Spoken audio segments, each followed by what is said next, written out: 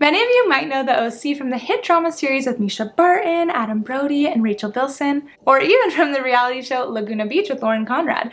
And yes, it's close to LA, but the OC is very, very different. So recently I posted a downtown LA walking tour and then a 4-day LA itinerary, which included beaches like Santa Monica, Venice, and Malibu. And as a native who was born and raised in LA, I can tell you that the LA beaches do not compare to the OC beaches, especially Laguna Beach in my opinion. So let's dive into the top things to do in the OC. And you can see I've created a map because I'm a crazy Google map maker. So I have several different areas that we're going to talk about today that you can see on the screen.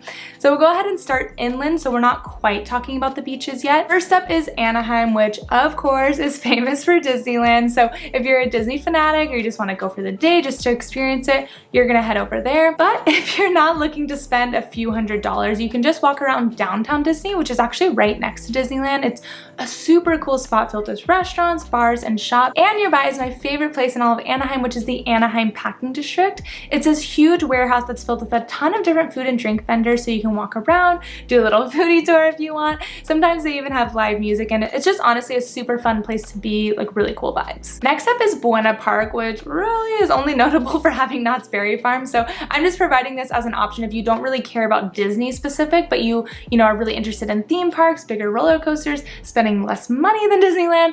Knott's Berry Farm is the place for you. So now we're on the coast, so we'll make our way down the coast on the map, starting with Huntington Beach. So Huntington is famous worldwide for its surfing, and it even hosts the US Surfing Open every August. So if you are visiting during that time, you should definitely check it out. It's super, super fun to watch the surfing. They also have live music, tons of food and drink vendors right on the sand, tons of shops setting up tents, you know, giving away free prizes, all these games. So it's a great way to spend the day. But if you're not in town during the US Open, no worries, there's plenty of stuff to do. You can walk around Huntington downtown. There's tons of cute shops, cute restaurants, including the Instagram famous bonsai bowls for these delicious and ginormous acai bowls.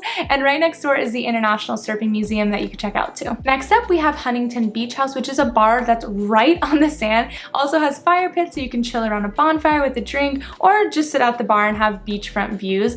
It's a chill spot that has a ton of events, so of course you could just go to the beach and plop down on the sand. You don't have to go there if you don't want to, but then whenever you're feeling like you want a drink or a snack, just walk across the sand and grab something from the Huntington Beach House. Super, super cool vibes there. And now for my favorite spot in Huntington is Pacific City. So this is a beachfront outdoor mall, so you can go shopping here, grab some food. If you're looking for something heavier, get some barbecue at Old Crow Smokehouse, or you know, you want something lighter like a salad, a poke bowl, get it from Lemonade. There's also a super, super popular bar on the second floor called Bungalow, so you can grab a drink there with oceanfront views. And honestly, it's just a great place to spend a few hours walking around, shopping, eating, and hopefully staying there to enjoy a beachfront sunset. Next up, we're moving down the coast to Newport Beach, which is a super popular place for younger crowds to go bar hopping. So you can start by going to Sharky's. They're famous for their Jello syringe shots, and then just walk around that area right around Sharky's. You can see that there's tons of bars within walking distance. But if you're looking for something not drinking related or more like family friendly, head to the Balboa Peninsula. So there's like little carnival rides and games. You can grab an ice cream, walk up and down, you know, the harbor. You can even drive your car onto this teeny tiny ferry that takes you across the harbor. So it's just a cute little experience, especially if you have little kids, like, you know, just driving your car onto this ferry and taking you across. It takes like 5 minutes, but it's super cute, just a fun little thing. Newport is also a super popular destination for whale watching. So most of the whale watching places are actually on Balboa, and I always see Groupons for like $11 to $15-ish per person, and the whale watching tour usually lasts about 2.5 hours, so it's a pretty good deal. So if you do have the opportunity to do that, I would highly, highly recommend it. Every time that I've gone, we've always seen at least a few whales and like hundreds of dolphins, so it's super cool. Now we move a little further down the coast to Crystal Cove State Park.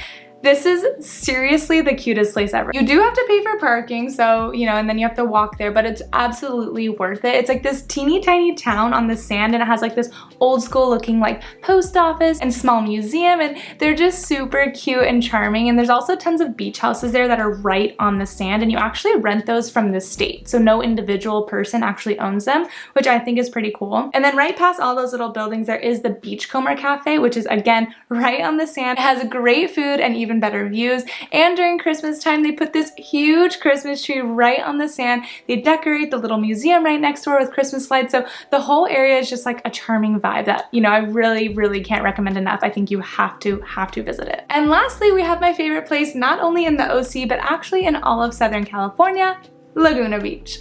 Ah, Laguna Beach. I love you so much. My favorite place when I'm back home. So within Laguna Beach itself, there are tons of beautiful beaches. So we'll start with Victoria Beach, which is like an Instagram famous beach because it has this castle on the sand. So it's more so a beach for like beautiful photo opportunities, not just plopping down and having a beach day, you know, hanging out on the sand. So for an actual beach day, my favorite is Thousand Steps Beach, which, as the name suggests, has a ton of stairs to get down to the beach, but totally worth it. When you get down to the sand, if you go to the left, there's some caves, some natural pools, and then some tide pools. And then if you go to the right, you walk around these cliffs, and then there's like this little cove that also has, you know, some more caves, some beautiful rock formations, and all these cliffs around you. So it's so pretty. I always tend to go to the right and plop down there. Another great option for both a beach day and just a nice walk is Treasure Island. So it's not an island, but you can park on the street right near Treasure Island Park, or there's actually a hidden parking area underneath the park that you absolutely wouldn't know about because the sign is like teeny tiny, but the price for that lot versus the street, the same price. So might want to check there first because street parking is kind of hard to find. So you start at the park and then you follow the trail that goes along the cliffs, and it's just so stunning. Like there's just parks there and benches, tons of coastal and cliff views, like great for any videos or photos that you want to take of the area. And then when you're ready and you actually want to like hang out at the beach, you can go down. There's tons of different spots where there are stairs coming down from the cliff. So you can head down there and spend some time on the sand for a little bit. Like I can't stress this enough. This entire area is just picture perfect. Like it's absolutely stunning. So I would definitely spend some time here on the trail and down on the sand. Now on to non-beach related things in Laguna. The downtown of Laguna is by far the cutest in the OC, in my opinion.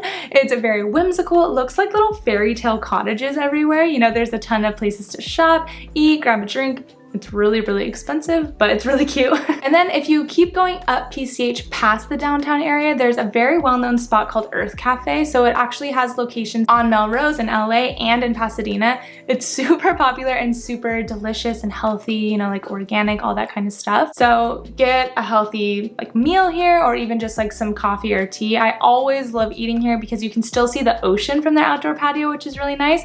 And again, the food is super healthy, so it makes me feel really good. Or you can just grab a coffee and head straight across the street is Heisler Park and the Laguna Beach Mirador.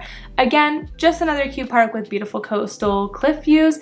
Usually some art exhibits on display too. Laguna Beach is very well known for like their art scene. So we've covered all the main highlights of the OC from Anaheim all the way down to Laguna. So now let's compare it to the LA beaches in this 4-day LA itinerary.